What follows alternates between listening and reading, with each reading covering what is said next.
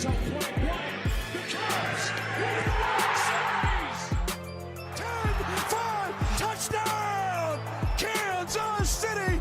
Damian Williams runs to immortality and will be remembered forever in the Chiefs' kingdom.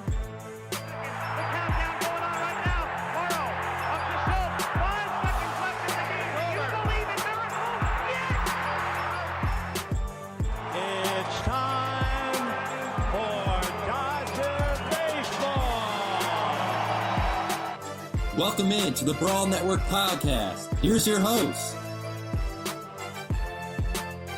What's up, everyone? Thank you for tuning in and welcome to the Brawl Network podcast. I'm your host, Anna Lewis.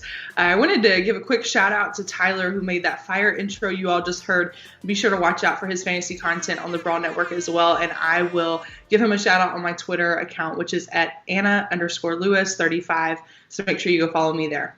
So since this is our first episode, I wanted to take a moment to introduce myself. I'm Anna, obviously. I'm a Nashville native and an avid Tennessee Titans fan. I have played soccer and basketball my entire life, coached a little bit of college football for a couple years, and actively watch any and all sports. So if you guys have anything that you want me to talk about or any questions you have, be sure to hit me up on Twitter, and I will be sure to cover it. So I also want to take a moment to acknowledge the hot mess that has been 2020. Us as sports fans have felt it. Every single person on this planet has felt it. But I would say between losing a legend, rest in paradise, Kobe, live sports being canceled and then getting a total facelift, summer vacations being postponed, Tom Brady leaving the Pats, and the mystery that is the Clowney watch, which hits a little close to home being a Titans fan myself, we've seen a lot and we've been through a lot. But we've also seen that we can all survive when we stick together, and I know that we will make it through 2020 stronger and better. So anyways, a big shout out to Austin, Usaid, Mike, Jay, and all the guys at the Brawl Network that gave me this opportunity. I'm super stoked to be talking about sports with you guys every Tuesday, and it's a really exciting time here at the Brawl Network. So if you guys are not familiar with the Brawl Network, which you probably are if you're here, do go check out the website at thebrawlnetwork.com and be sure to sign up with a free account to keep up with all your favorite sports teams and all of our insight on those guys. So we are a group of sports fans, former players and coaches, writers, and hosts that just want to share our love for sports and insight with you. So be sure to join the family. We're growing rapidly, and you definitely want to get to be a part of it now. Okay, with all that out of the way, let's talk a little bit of sports. So I decided every week I'm going to pick an MVP, and I'm going to pick a clown of the week. So if you guys want to suggest some people for those honors, definitely hit me up on Twitter. Like I said, my handle is at Anna_Lewis35. We're gonna have fun with that. So I want to go ahead and jump into the nominees that I picked for MVP. Since it's the first episode, I just went ahead and picked my own. But I wanted to shoot it over to some soccer really quick. I know you're probably not gonna hear a lot of soccer news. With the Brawl Network, we're pretty heavy on football for the most part, and we do touch on pretty much every other sport, but soccer is not one that we have a big showing for. So I wanted to give a shout out over there. The UEFA Champions League is going on right now in Germany. And yesterday there was a phenomenal performance that absolutely deserves some praise. Manchester United faced off with FC Copenhagen in the quarterfinals, and Janssen, the goalkeeper for Copenhagen, absolutely had the game of his life. I actually missed the game, but last night I was out with some friends. Don't worry, I was social distancing. But we were just chopping it up, talking about everything going on with the NBA. And then one of my friends goes, "Hey, Anna, did you see the Man United game?" No, I did not. And he was like, "You need to go watch the highlights." So didn't really tell me why, just told me to go watch the highlights, and I knew immediately why he wanted me to watch it, because I'm a goalkeeper. I have a lot of respect for goalkeepers all over the world, and whenever there's a goalkeeper that has a phenomenal performance like this guy, I usually get a couple texts about it or a little shout out. So you guys definitely need to go watch this, because this goalkeeper went off. I have never seen anybody play Man United that well. And if you don't know anything about soccer, or don't keep up with soccer, you probably still know who Manchester United is as a club. And you probably know that they've been dominant for a long time. This game should have been 3 or 4-0, but Janssen absolutely wasn't going to let that happen. Even if you are not a soccer fan, please go look at those highlights from the game and try to tell me that this goalkeeper is not deserving of the MVP award for the week. The game ended up going into extra time, and he held his own in overtime, but they ended up winning, or Man United ended up winning 1-0 due to a penalty kick. which the goalkeeper actually almost saved. So it was it was an awesome performance. So Janssen from Copenhagen is my first nominee for MVP this week. Next up is Kyle Kuzma from the Los Angeles Lakers. If you've been on Twitter, you've probably seen something about Kyle Kuzma in the last couple of days, and that's because he went off yesterday versus the Nuggets. He shot for 68% from the field and 60% from the three-point line with 6 rebounds, 3 assists, and 25 points versus the Nuggets. And he also, pretty important, hit the game-winning 3 at the very end and put the Lakers over the Nuggets at 124-121. So I will be completely honest, I don't watch a ton of NBA, but I obviously know who Kyle Kuzma is, and I thought when LeBron and Anthony Davis went out to the Lakers that he might not shine the same way, but I think it's actually groomed him to become a really great player and great leader on that team. So I'll be excited to see what we see from Kyle Kuzma. So you guys, again, go hit me up on Twitter. I'm going to put a poll out there after we get off this podcast, and I want you guys to vote this week on who's going to win the MVP. So if you are – we're going to switch gears to Clown of the Week. This one's fun. I'm a little bit hurt about one of these, so you guys you might laugh at me if you get it. I'm going to try my best to explain it.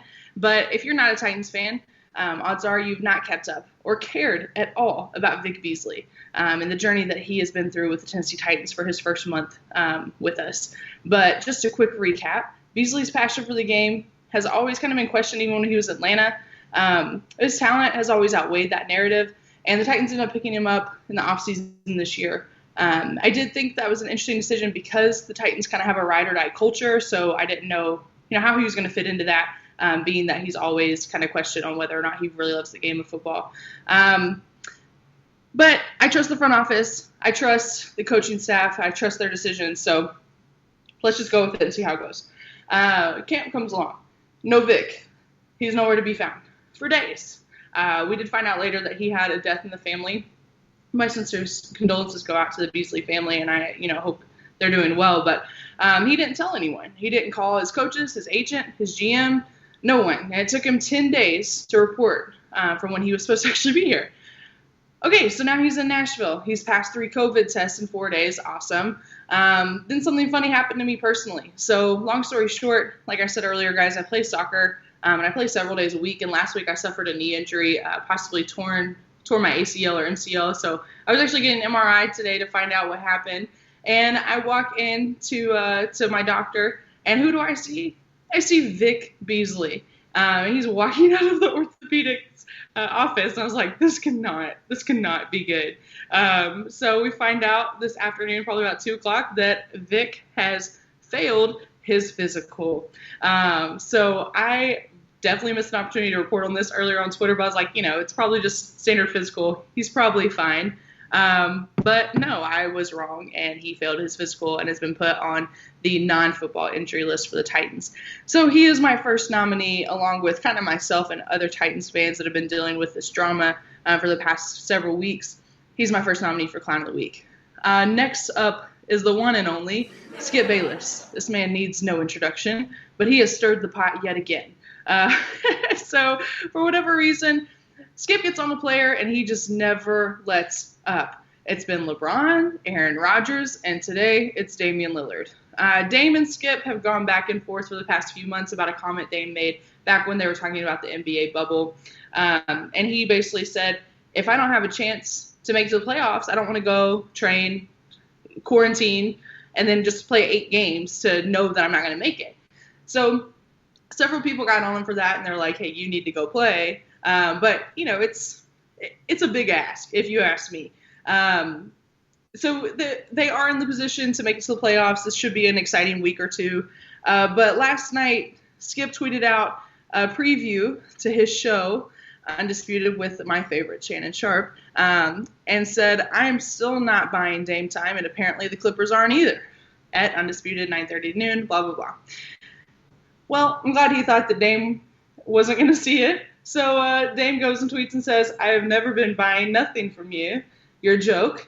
And after our private convo full of backpedaling, you will never have my respect, with the clown emoji. This was awesome. I live for this drama, and Dame never backs down. So these two are pretty hard-headed, and am going to continue to watch this unfold and just giggle. But of course, I'm watching Undisputed today. Had to see how he's going to address it. He addressed it quickly, which usually means that Skip knows he's wrong. So I did that. That's just my theory, but I went back on Twitter and Damon put out something that he could easily embarrass Skip. So we'll see what happens. But that's why Skip Bayless is my clown of the week. Jay, I see you laughing. You have anything you want to say? I'm gonna say this for anybody out there. There's two guys in this business. They both work for Fox. They both used to work for ESPN. She just talked about one in Skip Bayless. The other happens to be Colin Cowherd. What these guys have done, they annoy the crap out of me, Anna. They do, but yes. They are sports media, TV, radio geniuses, okay? Because what they do, people, is I kind of do this to people at the Brawl, and it drives them nuts, and they haven't caught on to it yet. You literally talk and argue every point. Whether you truly believe it or not, you get the information to argue it, to get people to interact, get ratings, right? Yeah. When Skip now, when he wants to hurry up and get through it, it's because he doesn't have enough facts that he can even buy into it. So he just wants to move on because he's smart enough to know when he cannot win an argument or make it compelling, it's not worth his time and effort to do it. So pay attention. You're absolutely right. It's not that he's actually that dumb or Colin Cowherd's that dumb. They're actually very genius at what they do in their work. They're brilliant because they aggravate and accentuate and get, they do both sides. They get people on one side of the fence to back him, and they get people on the other side of the fence to be pissed. But he gets everybody interacting, both of them. Yep. It's genius, but guys, I can't watch it because it's too much stress.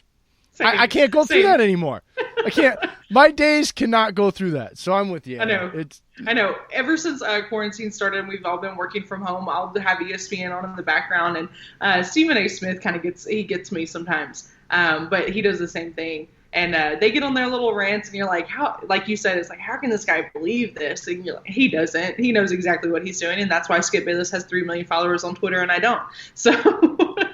And by the way, if you didn't recognize this voice, I will be producing this show for the Brawl Network most of the day. It's your friendly neighborhood aggravator, the producer and analyst Jay Andrews from Titletown Brawl. Hello, everybody. Yes, I'm so sorry I didn't introduce you, Jay. I just threw you into the conversation without giving a proper introduction. So it's okay. Yes, I'm hosting this by myself, so we'll have plenty of Jay on here, especially when I don't have guests like today. So I'm excited to work with you. This has been a lot of fun so far. So you guys, those are my 2 nominees for Clown of the Week this week. Again, go follow me on Twitter at Anna_Lewis35 to vote. I'll put that poll out here in a few minutes. So you guys can get out there and get involved, and I'll leave it open all week so that we can talk about it next week.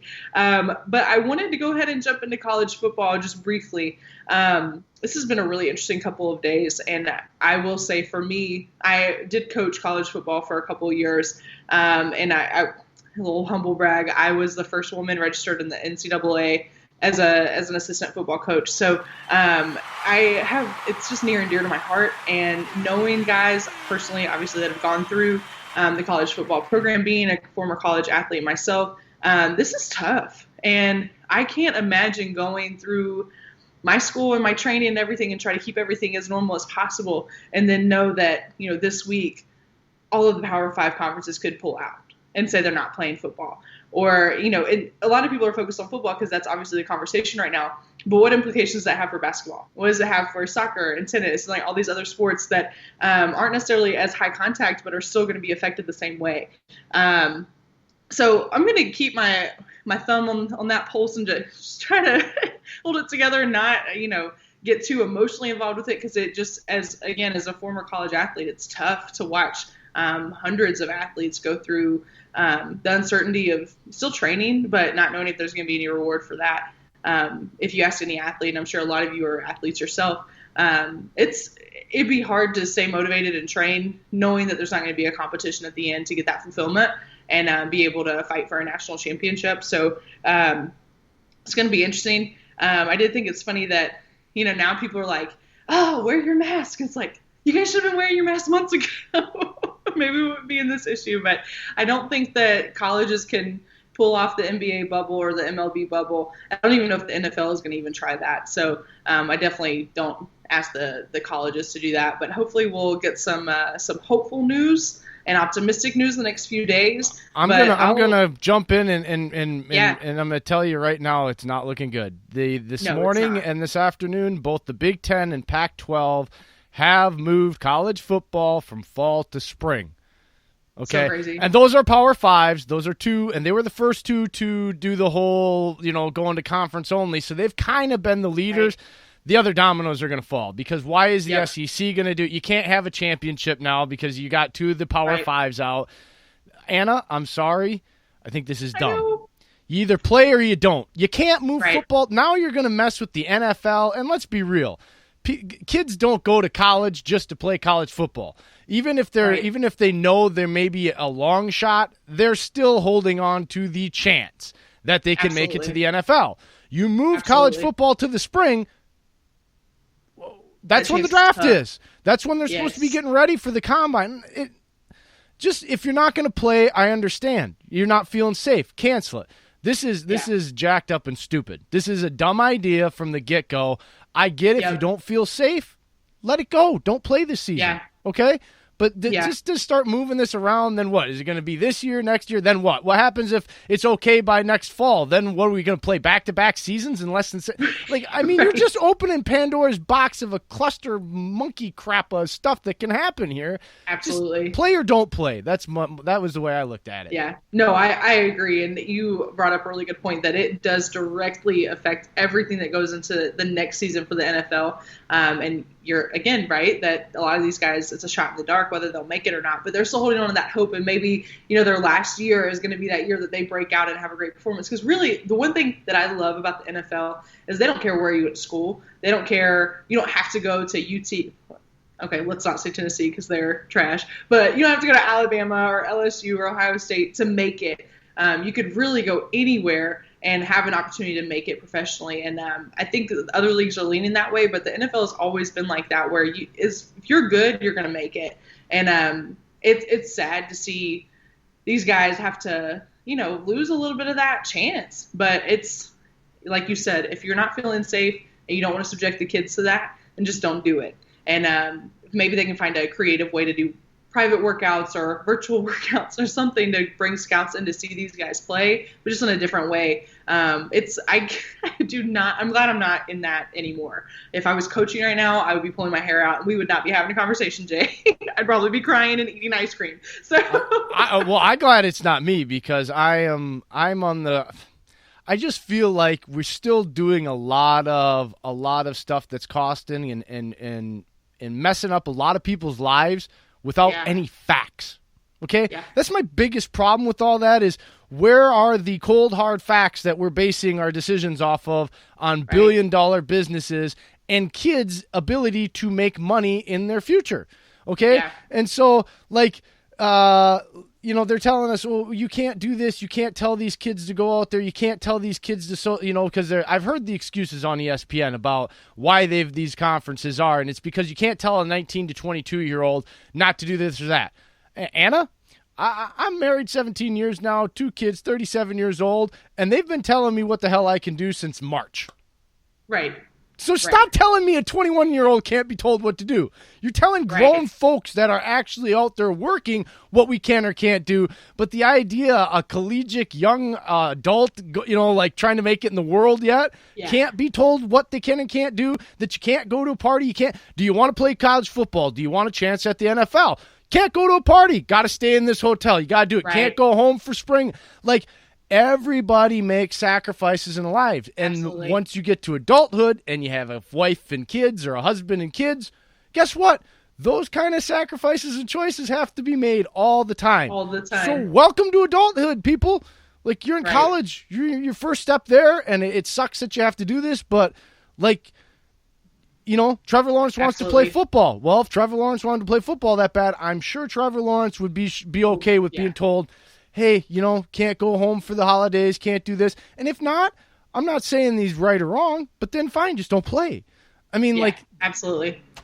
No, I agree because I rowed. I went to Indiana University and I was on the rowing team for 2 years up there. And we were told all the time what we could and couldn't do, and we didn't even make money for the school, but the school still told us what we had to do. And I had several friends that played football and basketball, and they were the bigger money makers for the school, especially basketball. And they had really strict rules, and they followed them. I mean, you just had to do what you had to do, and some of them made it, and most of them didn't. But they did what they needed to do to make it happen. And I think you're right. I think it would be tough, and it would be hard to get around to Thanksgiving and Christmas and go, okay, Mom, Dad, I can't come home, but Mom and Dad are going to understand if you have the opportunity to make it to the NFL and that's your passion, that's what you've wanted your whole life.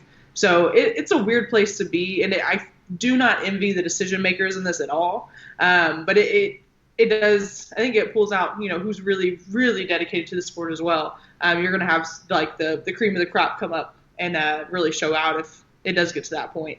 I want to ask you a question. Okay.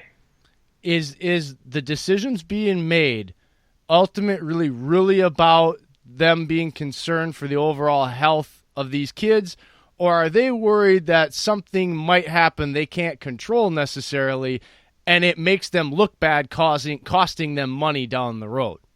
Absolutely think it's the latter.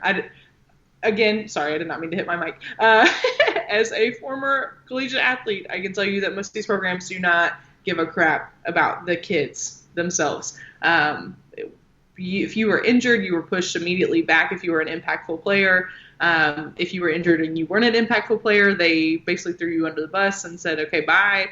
I'm sure you guys have listened to people talk about their collegiate and professional athletic careers, and it's brutal and it's a business. And you have to be looking at the visuals of that business, the optics of that business all the time. And I think it's absolutely what happens if the entire SEC tests positive for coronavirus.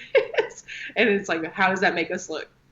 And that's the issue here. So with that in mind, I think you're right. I think we're probably not going to have college football this fall, which sucks. And I was actually really looking forward to seeing, can't remember his name, but the new head coach for Mississippi State, he was from Washington, maybe. Like there were some changes made in the SEC that were really exciting, and I was looking forward to seeing. But isn't that the old Texas Tech coach? Yes. Mike Leach. Yes, Mike Leach. He's a nut.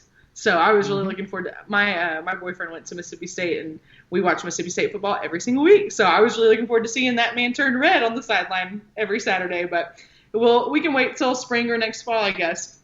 But yeah, it's a roller coaster, and we're in this industry from a reporting perspective, and it's pretty flustering and emotional for me, at least. I'm sure it is for you. It's just like people ask you all the time, well, do you know anything? I'm like, why would I know anything? I don't know what's going to happen. They're locking down the facilities, even in the professionals, just as far as media goes. Right. I mean, they're saying local media only. Well, I live 6 hours away. No, it's like, they are really tightening it down, and it's over virtual stuff. So the information is a much harder to get to now, and you have to be a lot harder working. So look, we all know it at the Brawl.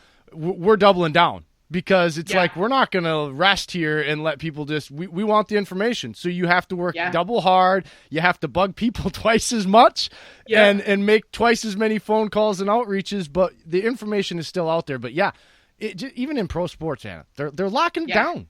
And so who knows what's going to happen at this point. Yeah, so we will see. I'm definitely excited for the upcoming NFL season. I will probably have I've made some friends if we have it, but made some friends across the Brawl Network for different teams, and I think I'm going to pull some of them on for some debates here soon. So I'm, again, a Titans fan, so, I've got to bring on some guys from Ravens Brawl just to give them crap for last year, and we'll have a good time. So you guys stay tuned for that. I will announce the winners of the MVP and Clown of the Week next Tuesday afternoon, if you want to stay tuned for that. And again, follow me on Twitter at Anna_Lewis35. That is all I have for you guys today. I wanted to touch a little bit, introduce you to Jay, get familiar with the team, and introduce you to myself as well. And then we'll just keep rocking and rolling. So again, if you have any topics that you wanted me to cover, reach out to me on Twitter. I'd be happy to sit and chat with you, and maybe we can even figure out a way to have people call in eventually and have conversations that way with fans. So we'll let this evolve how it may. And I really look forward to being on this journey with you guys. So I will see you and talk with you next Tuesday. All right, that's the show. Everybody remember to hit up the Brawl Network on the all-new website, thebrawlnetwork.com. You go there, sign up for free. The Brawl Network has it all, covers all kinds of sports. And also, give them some love on social media. Hit them up on the Twitter at Network Brawl, and also on Facebook, Instagram. It is The Network Brawl. We will be back again tomorrow live with another guest host, and every day the rest of the week.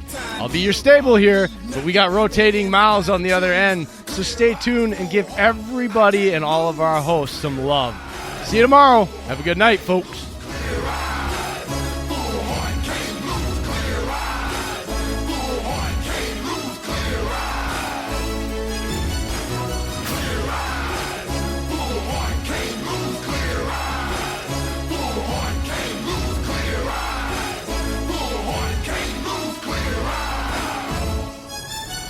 Now look me in the eyes and put your hand in mine.